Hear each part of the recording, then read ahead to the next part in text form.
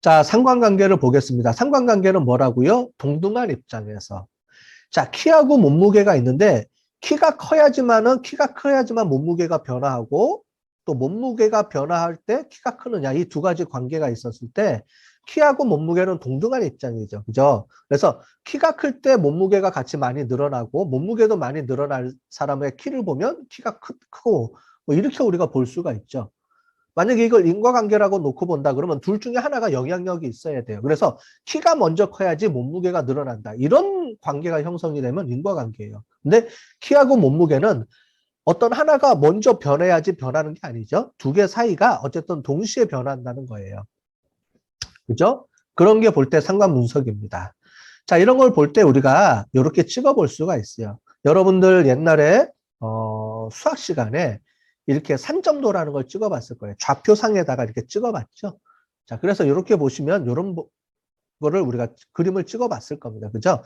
그래서 X축, Y축 이렇게 보고 한쪽에는 키, 한쪽에는 몸무게를 놓고 키가 얼마일 때 몸무게가 얼마 이런 거를 다 점을 찍게 되죠. 그죠? 그죠? 그래서 이렇게 점을 찍어 볼 겁니다. 그죠? 자, 이렇게 점을 다 찍어 봤더니 어떤 모양을 갖느냐면 자, 몸무게가 변화할 때 키도 이렇게 변화하는 요 값을 봤을 때 이렇게 우측으로 이렇게 같이 증가하는 걸 볼 수 있죠. 만약에 키하고 몸무게가 상관이 없으면은 이렇게 골고루 퍼져 있을 거예요. 그죠? 근데 지금 보는 것처럼 키하고 몸무게가 요런 같이 변화하는 걸 볼 수 있죠. 그래서 키가 큰 사람일수록 몸무게도 많이 나가네요. 요런 그림을 볼 수가 있습니다. 자, 그럼 우리가 딱 봤을 때 키가 크니까 몸무게도 많이 나가는구나. 또는 몸무게가 많이 나가는 사람일수도 키가 크구나. 이게 서로 상관관계가 있구나. 우리가 이걸 알 수가 있다는 겁니다. 자, 그런데 이렇게 그림으로 보여주는 게 좋긴 한데 이 그림을 계속 들고 다니면서 사람들한테 설명하기는 어렵잖아요. 그래서 어떻게 하냐면은 이 그림을 숫자로 좀 표현해주고 싶은 게 있어요. 그걸 우리가 상관계수라고 합니다. 자, 상관계수에 구하는 값들은 이런 공식에 의해서 구하는 건데요. 이런 공식은 나중에 프로그램에 의해서 자동으로 다 계산이 됩니다. 그러니까 이런 공식은 이해할 때만 이해하시면 되고요. 실제로 여러분들이 여기다가 값을 막 대입해서 구하는 고등학교 때 그런 수학 공부가 아닙니다. 이해를 하는 거예요. 이해를 하기 위해서 하는데 이런 수식이나 이런 것들은 우리가 통계 시간에 제가 자세하게 또 설명을 좀 드리도록 하겠습니다. 어쨌든 결국은 상관계수는 영향력을 그러니까 서로 상관관계가 있다라고 보는데 두 가지 측면이 있어요.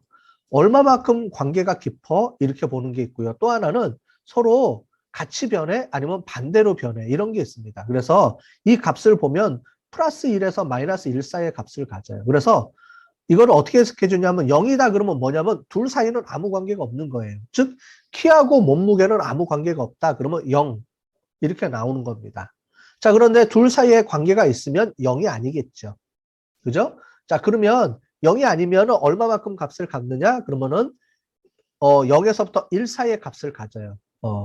그래서 0에서 1 사이의 값을 갖는데 0.5, 0.8 그러면 높은 관계를 갖는다. 이렇게 우리가 부르게 되겠죠.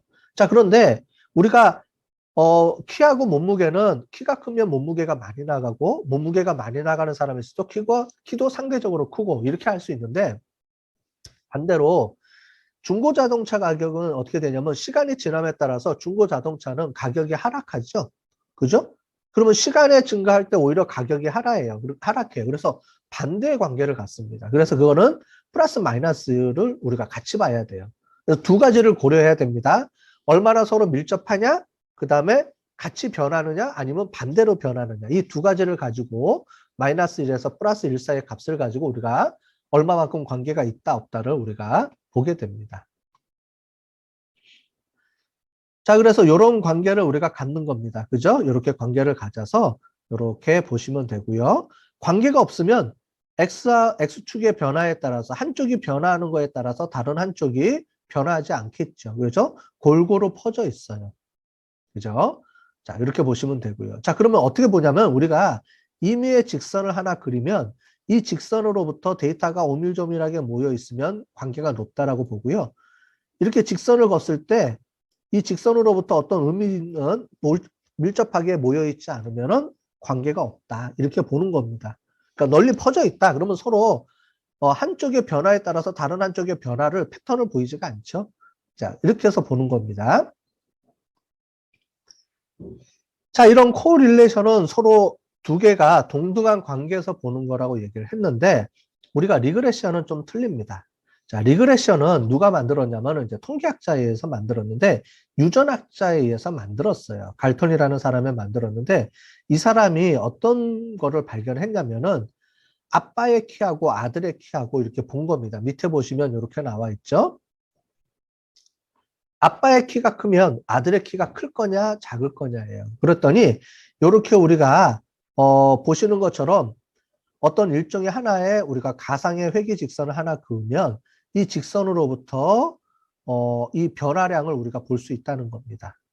자, 그렇게 해서 왜 만든 거예요. 그래서 이런 식의 이해한 건데 이겁니다. 회귀 분석은 아까 전에 인과관계를 본다 그랬죠. 인과관계. 그래서 하나가 원인 변수고요. 하나가 결과 변수가 존재해야 됩니다. 상관 분석은 원인과 결과가 없이 두 개의 변수가 똑같이, 즉 하나가 변하면 다른 쪽도 같이 변해요. 그런데 얘가 꼭 변해야지만 얘가 변하는 건 아닙니다. 근데 회귀 분석은 꼭 얘가 먼저 변해야지만 얘가 변하는 거예요. 이해되셨죠? 상관 분석하고의 차이가 있습니다. 상관 분석은 한쪽만 변하면 A가 변하면 B가 변하고 B가 변하면 A가 변하고 이게 동시에 영향을 주지만 뭐가 영향을 주는 변수고 뭐가 영향을 받는 변수를 모를 때 쓰는 게 상관 분석이고요. 회귀 분석은 한쪽이 원인이고 한쪽이 결과에 의해서 얘에 의해서 원인 변수에 의해서 결과 변수가 변하더라. 이거를 보고 싶을 때 쓰는 게 리그레션, 회귀 분석입니다. 그걸 우리가 뭐라고 부르냐면 인과관계라고 부릅니다. 인과관계. 상관관계는 서로 동등한 입장에서 서로 변화량을 보는 거고 회귀 분석은 한쪽이 원인이고 한쪽이 결과입니다. 그랬을 때 한쪽이 원인이 되는 변수를 독립변수라고 하고요. 그 반대로 어떤 그 값에 의해서 변화를 받는 변수를 우리가 종속변수라고 합니다. 자, 그래서 X가 Y로 이렇게 변해요. X에 따라서 Y가 변하는데 그 중간에서 뭐가 어떤 영향을 미치죠. 그거를 우리가 보는 게 이런 여러분들이 많이 봤던 방정식이라는 걸 이용해서 우리가 풀어주게 됩니다. 자, 그래서 이 방정식에 따라서 여러 가지 것들을 보는데 이 회귀 분석은 설명으로 사용할 수가 있고요. 예측으로 우리가 모델할 때 사용할 수가 있습니다. 상관 분석은 예측 모델이 아니에요. 상관 분석은 A가 B가 변화하는 거에 따른 영향력을 보는 거고요. 설명 위주로 보시면 되겠습니다. 자, 주로 설명을 많이 사용하고 있지만 주로 회귀 분석에서 또는 통계학에서는 설명 위주로 리그레션을 많이 써요. 근데 주로 예측 모델은 이제 우리가 그 예측 모델에서 쓸 때는 우리가 경제학이라든가 이럴 때 많이 쓰는데 주로 요즘은 이제 기계학습 쪽에서 이제 많이 다루게 되는 그런 분야라고 볼 수 있어요. 예측을 먼저 한번 일단은 보겠습니다.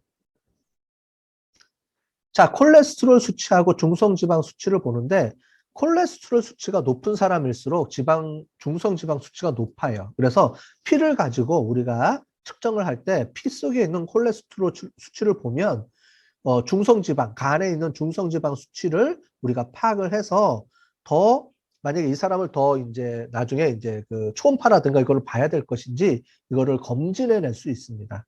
네, 그래서 이제 여러분들 보시면 이제 피를 가지고 많이 이제 이런 걸 하거든요. 그래서 피 속에 있는 어떤 수치들을 보고, 그래서 그 수치하고 어떤 질병하고의 연관성을 많이 봐요. 그래서 그 연관성을 보고 그 수치가 높으면 우리가 어떤 좀 더 전문적인 우리가 그 검사를 하게 되는 그런 방법을 쓰는데 여기서의 예를 들자면 이런 겁니다.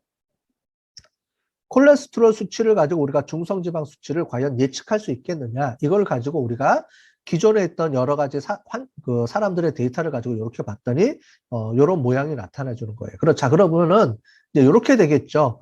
이런 모양 직선을 구해야 되니까 우리가 직선을 구할 때 예측을 하려면 직선을 구해야 되는데 자, 요런 모양, 요런 모양, 요런 모양 직선을 우리가 다양하게 그을 수가 있겠죠. 자, 그러면 이 중에서 뭐가 제일 좋은 직선일까요? 라고 보는 거예요.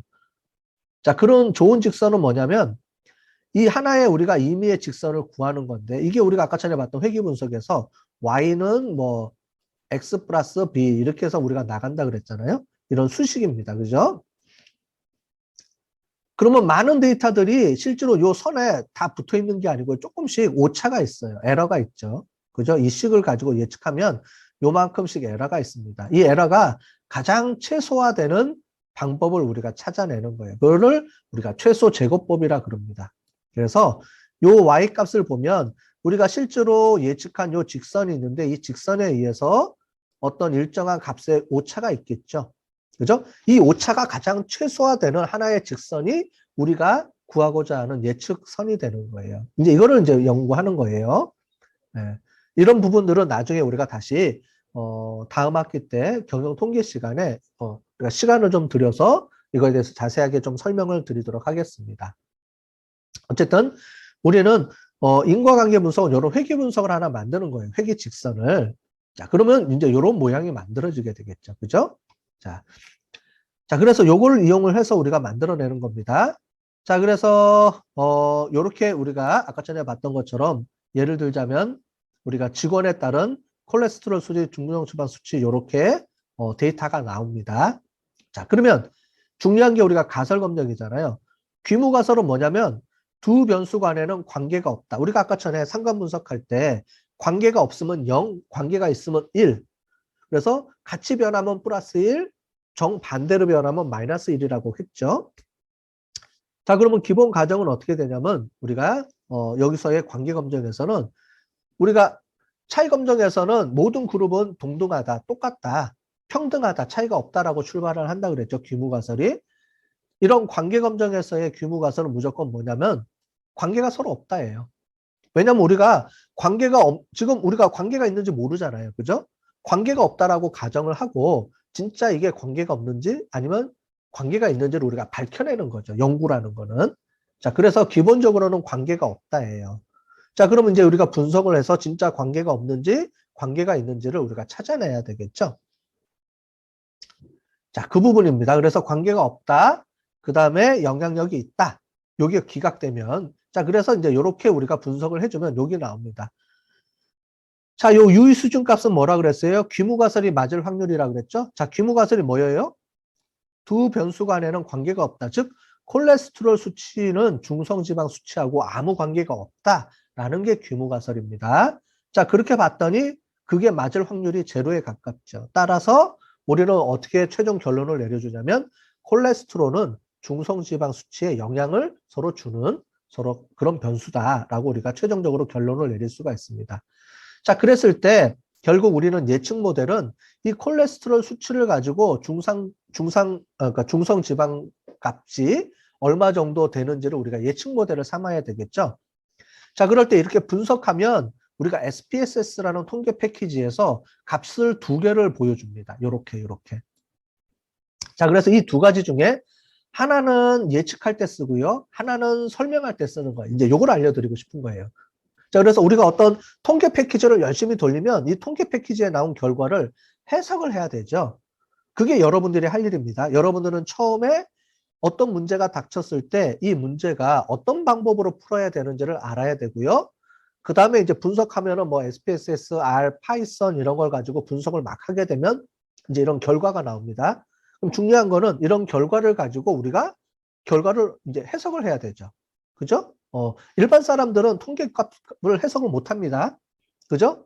그래서 통계나 이렇게 분석에 관련된 전문가들이 아니면 이런 값들에 대해서 해석을 못 해요. 그래서 우리가 해석을 해줘야 돼요. 아, 그래서 이런 겁니다라고 우리가 분석가들이 해줘야 되는 역할을 하는 겁니다. 그걸 여러분들이 앞으로 해주셔야 되는 거예요. 자, 그래서 이런 수치가 나옵니다. 요 값에. 그래서 비표준화된 값을 가지고 우리가 예측 모델을 삼고요. 요거는 우리가 설명 모델을 삼는다고 했죠. 그래서 예측 모델을 했을 때 이렇게 나옵니다. 자, 그래서 넣었을 때 콜레스테롤 수치가 150이다라고 우리가 환자 한 명을 우리가 구해서 재봤더니 피 속에 콜레스테롤 수치가 150이 나왔어요. 그럼 이 모델에 의해서 돌려보면 얼마가 나와요? 중성 지방 수치가 75.655 이렇게 나온다. 이걸 우리가 미리 예측할 수가 있다라는 얘기입니다. 네, 이럴 때 쓰는 게 우리가 리그레션 중에 예측 모델입니다. 자, 그렇게 보시면 될 것 같고요. 이 상관계수와 회귀계수와의 관계는 지금 설명해 주면 잘 모르니까 나중에 통계학 시간에 좀 더 자세하게 설명을 해드리도록 하겠습니다. 이건 넘어가도록 할게요.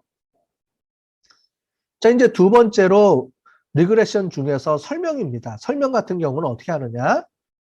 이렇게 여러 가지 변수들이 있어요. 영향을 미치는. 이쪽을 우리가 영향을 미치는 변수, 독립변수라고 했죠. 그래서 이 예를 들어 볼게요. 이거는 제가 옛날에 게임을 갖고 연구했던 건데, 게임을 열심히 사람들이 이제 몰입을 해요. 열심히 몰입을 해서 게임을 하는데, 게임 몰입에 어떤 변수들이 영향을 주는지를 보는 겁니다. 이걸 왜 하느냐 그러면, 이때 당시에 온라인 게임을 좀 더 새로운 버전을 업을 하려고 요걸 이제 외주를 줬어요, 저한테. 그래서 같이 연구를 한 건데, 게임 업체랑.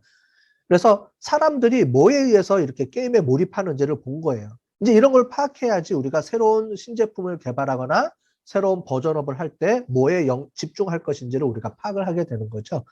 그래서 게임에 영향을 미치는 여러 가지 요인들이 있습니다. 그래서 이런 것들을 우리 그 게임 업체랑 제가 여러 가지 얘기를 해가면서 이런 거 해가지고 설문 도구를 만들어요. 이런 것들이 이제 설문지를 돌립니다. 그래서 이거에 대해서 어떻게 생각하십니까? 라고 물어보고요. 점수를 쭉 체크를 하면은 그 점수 값을 가지고 우리가 그 중에서 가장 중요한 변수를 골라내는 겁니다. 그게 설명이에요. 설명은 우리가 회귀 분석을 통해서 가장 중요한 변수가 뭔지를 골라낼 때 쓰는 겁니다.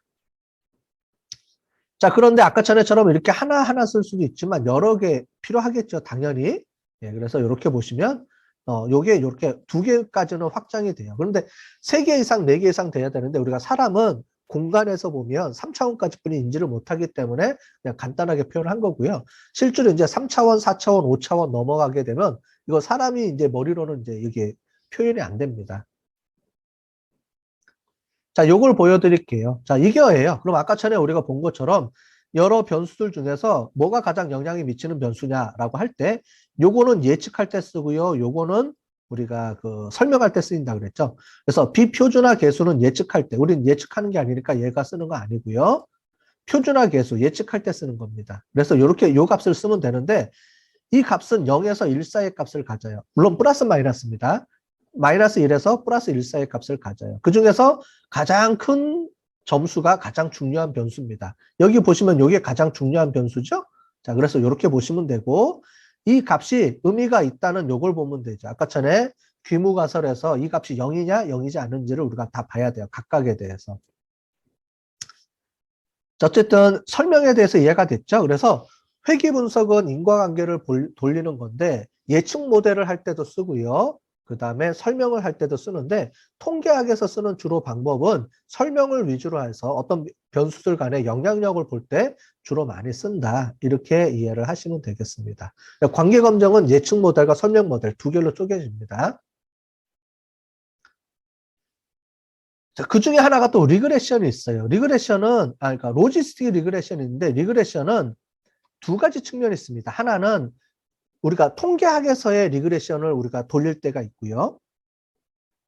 그 다음에 데이터 마이닝에서 또는 기계학습에서 리그레션을 이용하는 경우가 있어요. 그럴 때 통계에서 쓸 때는 우리가 설명을 위주로 합니다. 설명을 위주로 해서 우리가 어떤 이직 의도에 사람들이 이직했다 안 했다를 알고 싶어요. 그래서 인사부서에 있는 사람인데 우리 직원들이 얼마나 우리 회사에 대해서 이직할 의도가 있느냐 없느냐를 보는데 이런 요인들 중에서 이직할 의도가 있거나 없는 거에 가장 큰 영향을 미치는 변수가 뭔지를 찾아내는 거예요. 그게 설명입니다. 자, 그런데 이 로지스틱 리그레션을 기계학습에서 쓸 때 우리가 다음 주에 배울 거예요. 다음 주에 기계학습에서 쓸 때는 뭘로 쓰냐면 분류로 배웁니다. 뭐냐면 예스냐 노우냐를 이렇게 잘 그룹핑하는 룰을 찾아내는 거예요. 구분을 하는 거예요. 그래서 이 로지스틱 리그레션에 대한 우리 분류에 대한 관점에서는 우리가 데이터 마이닝 쪽으로 접근을 하는 거고 그건 다음 주에 다시 또 이걸 그대로 한번 설명을 또 드릴 거예요. 설명을 드리는데 회계학에서 죄송합니다. 통계학에서 쓰는 로지스틱 리그레션의 의미는 주로 설명입니다. 이건 어떻게 해석하는지 나중에 좀 설명을 드릴게요. 자, 우리가 이렇게 하게 되면 우리가 여태까지 x, y에 따라서 연속 변수면 이렇게 값이 동시에 연속적인 값을 갖는데 자, 우리 로지스틱 회귀 분석을 돌리게 되면 결과값이 yes, no 두 가지로만 나와요. 그래서 어떻게 찍히냐면 이렇게 찍혀요. 자, 그래서 이렇게 회귀 직선으로 우리가 구할 수가 없어요. 그래서 다양한 모델을 가지고 이렇게 만듭니다. 자, 이거를 뭐라고 부르냐면 로지스틱 반응 함수. 나중에 여러분들이 이제 기계학습 하시면서 이거를 자세하게 배울 거예요. 로지스틱 반응 함수라고 부르는 이런 기법을 이용을 해서 우리가 연속적인 이렇게 두 가지로 돼 있는 거를 요 값을 이렇게 변화를 시켜서 우리가 보는 겁니다. 네, 그래서 요거는 통계 시간에 또 설명을 드릴게요. 자, 여기서 중요한 건 뭐냐면은 이렇게 예측하는 값이 아니고요. 요게 중요합니다. 요거를 뭐라고 부르냐면 오즈 레이셔라고 합니다. 오즈 레이셔라고 하는데 이 말의 의미가 뭔지를 설명을 하면 이 로지스틱 회귀 분석을 어떻게 사용하는지를 이해가 될 거예요. 뭐냐면 이겁니다. 우리가 이지구도가 있는 사람은 없는 사람에 비해서 신체적 건강이 더 높으면 이지구도가 더 어떻게 돼요? 낮아진다는 거예요. 이렇게. 이를 기준으로 합니다. 오즈 레이셔에 대한 개념은 나중에 통계 시간에 좀 설명을 드릴 거예요. 이지구도는 오즈 레이셔는 남자 대 여자의 비율을 보는 것처럼 동등한 입장에서 보기 때문에 값이 기준점이 1입니다. 0이 아니고 1을 기준으로 해요. 1보다 낮으면 값이 낮아지는 거고 1보다 높으면 값이 높은 거예요. 그래서 예를 들자면 이렇게 되겠습니다. 이직 경험이 있는 사람이면 이직의도가 없는 사람에 비해서 7배나 더 높다. 우리 이런 말을 많이 들어봤죠? 그렇게 우리가 분석할 때 쓰는 게 이런 방법을 씁니다. 자, 로지스틱 회귀 분석에 대한 차이점을 알겠죠? 자, 그런데 이렇게 로지스틱 회귀 분석이 똑같은 방법론인데 이 방법론을 통계에서는 어떤 상대적인 비교값, 오즈 레이셔라든가 이렇게 상대적으로 얼마나 더 높으냐 낮으냐를 설명할 때 쓰는 방법이고요. 나중에 우리가 다음 주에 배우는 기계학습 또는 데이터 마이닝에서 쓸 때는 A와 B를 나누는 룰을 어떻게 만드느냐에 이 로지스틱 리그레션이 또 쓰입니다. 목적 자체가 틀려요. 그래서 오늘은 이제 이번 주에는 통계학에서 주로 쓰는 개념들을 우리가 쭉 설명을 드렸습니다. 그 다음에 우리가 다음 주부터 하는 거는 뭐냐면은 통계학보다는 이제 기계학습적인 측면에서 여러분들 보도록 하겠습니다. 카이스퀘어 분석은 나중에 좀 설명을 드릴게요. 지금 관계 검증을 하면서 카이스퀘어 분석까지 하기는 좀 어렵습니다. 요거는 나중에 통계 시간에 하고요. 중요한 개념은 결국은 이 통계학에서 다시 제가 보여드리는 요거를 보시는 게 제일 중요합니다. 자, 요번 주에 배우는 내용이 요겁니다. 요번 주에 배우는 내용은 거두절미하고 통계 분석의 방법이 차이 검정과 관계 검정 이 두 가지가 존재한다. 물론 더 많은 통계 기법들도 있지만 그거는 이제 거의 안 쓰입니다. 아니, 거의 안 쓰이는 게 아니고 우리가 실제로 쓸 때는 많이 안 쓰입니다. 그래서 차이 검정하고 관계 검정 위주로 여러분들이 알아두시면 좋을 거고요. 통계학에서 차이 검정, 그 다음에 관계 검정 이렇게 두 가지로 쪼개서 여러분들이 분석한다라는 개념을 잘 알고요.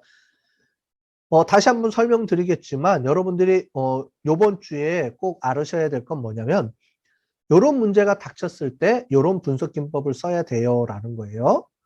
차이 검정에서는 제일 먼저 뭐를 봐야 되냐면 그룹이 몇 개인지를 잘 보셔야 되는 게 방법이에요. 자, 되셨죠? 그것만 명확하게 이해하고 있으면 되고요. 상관분석, 회귀분석은 둘이 동등한 입장이냐 아니면 서로 독립변수와 종속변수에 영향이 있느냐 이거를 볼 때 우리가 필요하다.